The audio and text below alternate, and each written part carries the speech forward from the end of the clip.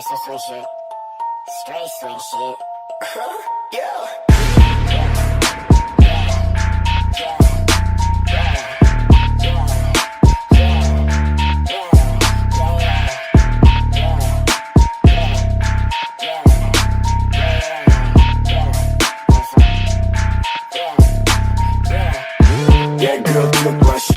Sebelum saya melanjutkan video ini, saya mohon bantuan anda untuk menekan button like dan seterusnya button subscribe.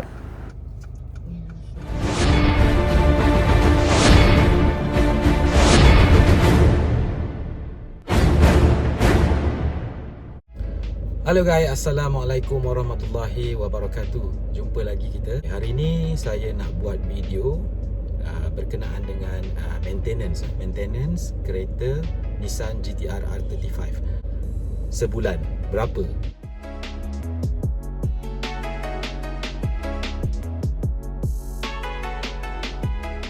Untuk saya kupas perkara berkenaan dengan maintenance untuk sebulan ni, sebenarnya saya lebih suka untuk membahagikan kos maintenance ni kepada dua keadaan. Okey, keadaan yang pertama, kalau kita menggunakan Nissan GT-R, kita guna hari-hari, dan yang kedua, kita guna Nissan GT-R weekend sahaja. Maksudnya kita guna hari Sabtu dan hari Ahad sahaja. Jadi pada video yang sebelum ini saya dah ceritakan berkenaan dengan maintenance minyak petrol dan juga minyak servis minyak hitamnya. Jadi yang pertama sekali kita akan kupas berkenaan dengan penggunaan minyak petrol. Berapakah kos maintenance Nissan GT-R sebulan sekiranya orang tersebut menggunakan kereta untuk kegunaan harian? Okey, kita ambil contoh dia gunakan sehari sebanyak 100 km pergi dan balik. Contohnya kalau di Shah Alam ni dia pergi ke KLIA lah, kita ambil contoh. Orang ni pilot, okey, pilot. Jadi dia rumah dekat Shah Alam, jadi dia pergi ke airport sehari dia akan ulang-alik 100 km. Jadi untuk sebulan kos untuk perbelanjaan petrolnya sahaja adalah RM1,500. Sebab sebelum ni saya dah ceritakan berkenaan dengan penggunaan petrol. Kalau kita isi RM50 tu dia boleh pergi sampai 100 km. Okey, bagaimana pula dengan orang yang seorang lagi ni, dia cuma menggunakan weekend saja. So saya dah buat kira-kira tadi. Kalau digunakan untuk weekend sahaja, sebulan kos petrol dia adalah RM400. Kita pergi pula kepada kos untuk dia tukar minyak hitam, maksudnya kos servicing. Untuk kos minyak hitam, kalau kita ambil situasi pilot tadi, pilot dia guna hari-hari, so sebulan kos minyak hitamnya adalah RM66. Sementara yang seorang lagi ni dia gunakan weekend, so kos minyak hitamnya sebulan RM17. Seterusnya kita pergi kepada tayar. Okey, yang pilot tadi yang guna hari-hari tu, kos tayar dia sebulan 500. Macam mana 500? Sebab kos tayar untuk 4 biji adalah RM6,000 kalau you guys mau beli baru. Kalau you guys beli tayar terpakai lagi murah lah. Okay, so dalam kes ni kita cerita kita beli tayar yang baru. And then untuk yang seorang lagi tu dia guna weekend sahaja. Maksudnya dia guna Sabtu Ahad. Sebulan Sabtu Ahad ada 8 kali lah dia guna. Jadi untuk yang seorang lagi tadi tu, kos dia cuma RM133 untuk kos tayar. Seterusnya kita pergi kepada brake pad. Brake pad untuk pilot tadi yang guna kereta hari-hari, kos sebulan untuk dia punya brake pad adalah RM233. So mana saya dapat RM233 ni? Saya ambil kos brake pad depan dengan brake pad belakang yang berharga anggaran 2,800.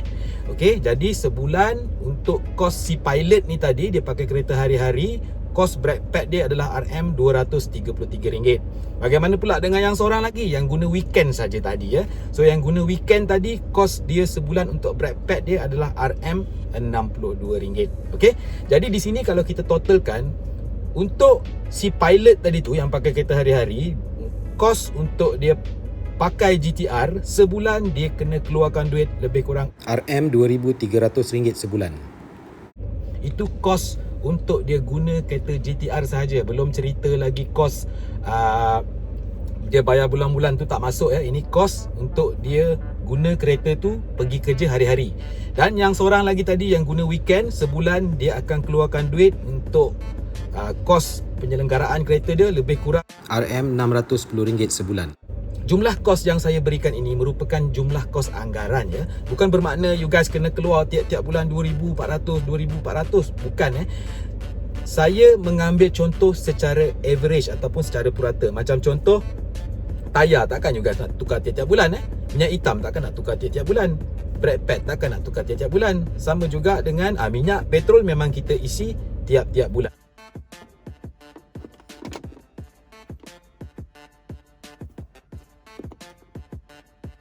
Jadi itulah dia tadi kosnya. Saya dah kirakan kepada you guys semua. Okay, so you guys dah dapatlah amount tu. Jadi sekarang macam mana? Okey ke tak okey kan?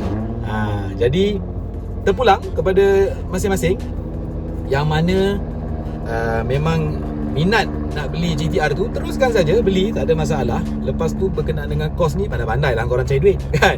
Okay, and then sebelum saya terlupa, anda juga sebenarnya untuk pakai kereta Nissan GTR ni, anda kena standby satu duit kecemasan untuk kereta tersebut. Sebab kereta ni, saya boleh kata dia agak manja juga.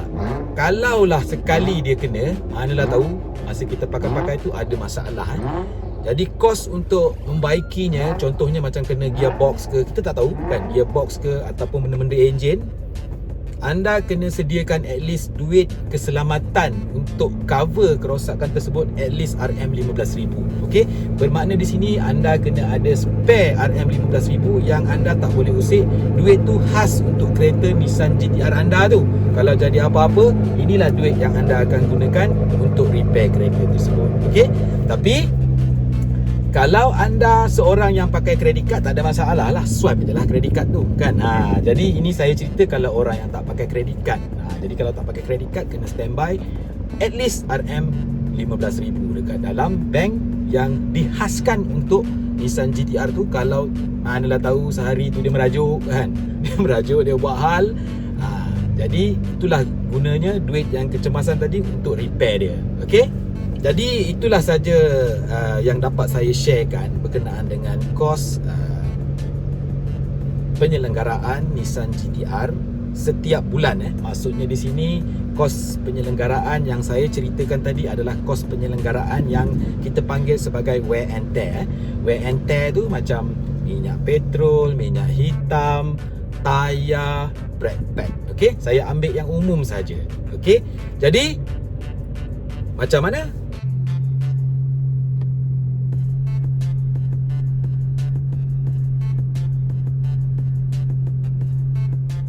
Macam mana guys? Okey ke tak okey maintenance tu? Jadi setiap orang berbeza pandangannya ya. Setiap orang berbeza. Ada orang kata okey, ada orang kata tak okey. Jadi pandangan manusia, pandangan setiap orang, kita tak boleh nak kata betul atau salah. Itu terpulang kepada individu masing-masing. Itu pandangan dia, itu hak dia.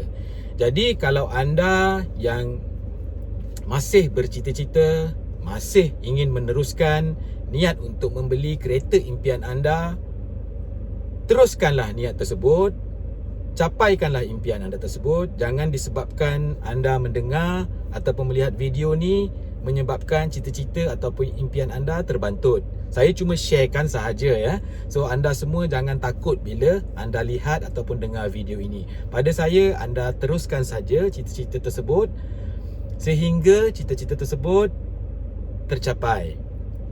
Dengan itu, suka saya untuk mendoakan kepada semua yang melihat video ini, semoga kalian dipermudahkan urusan seharian, segala cita-cita dan impian ditunaikan oleh Maha Pemberi, dipermudahkan segala urusan harian dan sentiasa diberkati kehidupan setiap hari. Jadi setakat itu saja video sharing knowledge kita pada kali ini.